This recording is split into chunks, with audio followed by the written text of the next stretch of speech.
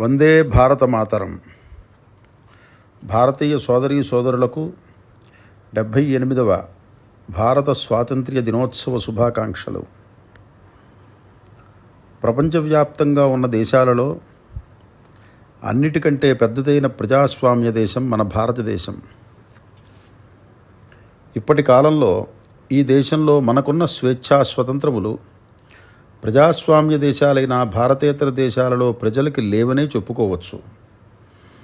మనకున్నాయి అని చెప్పడంలో ఒక కారణం మన రాజ్యాంగ వ్యవస్థ అయితే, ముఖ్యమైన కారణం మన దేశానికి మూలం ధర్మం. ఈ ధర్మం అనేది ఈనాడు కల్పించబడినది కాదు, చాలా పురాతన కాలం నుండి వస్తున్నది. అందుచేతనే సనాతన ధర్మం అని అన్నారు. ఈ ధర్మమే అనంత విశ్వంలో భౌగోళికంగా ఏర్పడిన స్థావర జంగమాత్మకమైన ఈ జగత్తుని నిలబెడుతోంది అని వేదములే చెప్తున్నాయి. ధర్మో విశ్వస్య జగతః ప్రతిష్ఠ అని.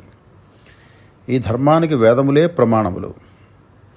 అందుచేతనే మన దేశాన్ని వేదభూమి, కర్మభూమి అన్నారు. ఈనాడు చూస్తే పక్కనే ఉన్న బంగ్లాదేశ్లో ఆ దేశ ప్రధాని ఆ దేశంలో ఉన్న మైనారిటీ ప్రజలైనటువంటి హిందువులకు కూడా చట్టసభల్లో అవకాశం కల్పించాలనే నిర్ణయం తీసుకుంటే, అక్కడ ప్రజలు ప్రభుత్వంపైనే తిరుగుబాటు చేసి వాళ్ళ జాతే అయినప్పటికీ వాళ్ళ ప్రధానిని దేశం నుండే తరిమేశారు. అలాగే హిందువుల ప్రాణాలను నిర్దాక్షిణ్యంగా తీసేస్తున్నారు. మన దేశ ప్రజలలో చాలామందికి మొదటి నుండి రాజకీయాలు అలవాటు లేకపోవచ్చు, దైవభక్తి మాత్రం మెండుగా ఉంటుంది. అదే ఇంతవరకు దేశాన్ని రక్షిస్తోందని కూడా చెప్పవచ్చు.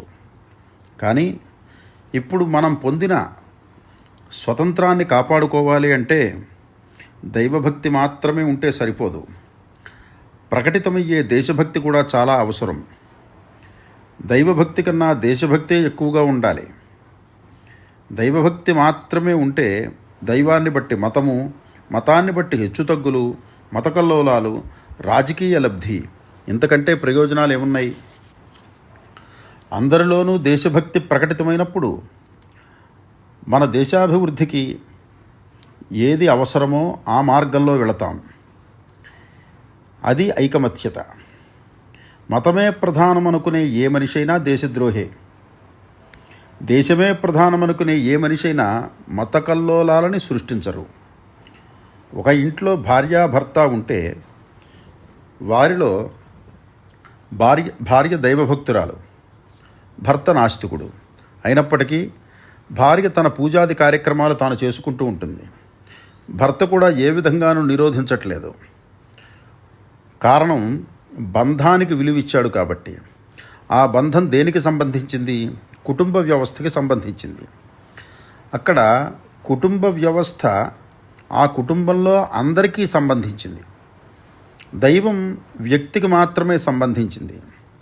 ఒక కుటుంబానికి ఆ కుటుంబంలో ఉన్న వారందరూ ఎలా విలువిస్తారో అలాగే మన దేశంలో ఉన్న ప్రజలు ఏ కులానికి సంబంధించిన వారైనా, ఏ మతానికి సంబంధించిన వారైనా, ఏ వర్గానికి సంబంధించిన వారైనా, ఏ ప్రాంతానికి సంబంధించిన వారైనా సరే దేశానికే విలువనివ్వాలి.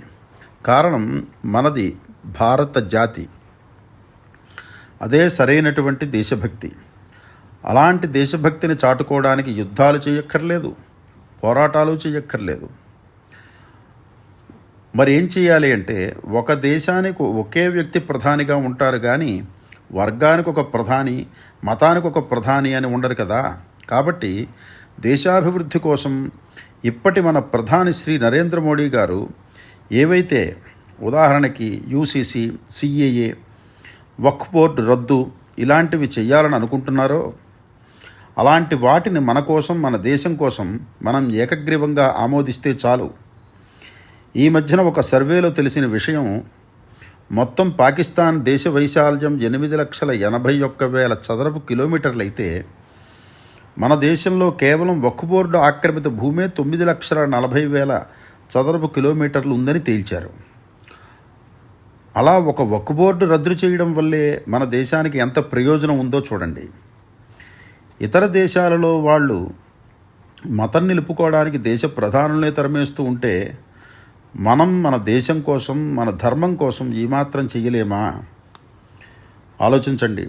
మన దృక్పథం మారాలి. భారత జాతికి వేదం ఈ విధంగా బోధిస్తోంది. ఓ భారతీయులారా, దేశ అభ్యున్నతి పురోభివృద్ధి కోసం మీ కోరికలు ఒకే విధంగా ఉండాలి. మీ ఆలోచనలు సమానంగా ఉండాలి. మీ సంకల్పాలు సమచిత్తములై ఉండాలి అని ఋగ్వేదం చెప్తోంది. సమానీవ ఆకూతి సమానా హృదయానివ సమానమస్తు వో మనః యథావ సుషహాసతి అని. దేశద్రోహి అయిన హిందువైనా శత్రువే, దేశభక్తి కలిగిన ముస్లిమైనా మిత్రుడే. కాబట్టి నేటి నుండి వచ్చే 79వ స్వాతంత్ర్య దినోత్సవానికి మనలో దేశం పట్ల ఐకమత్యత పెరిగేలాగా అందరం ప్రయత్నం చేద్దాం. యనమల సుబ్రహ్మణ్య శర్మ. భారతమాతకి జయ. వందే భారతమాతరం. జై హింద్.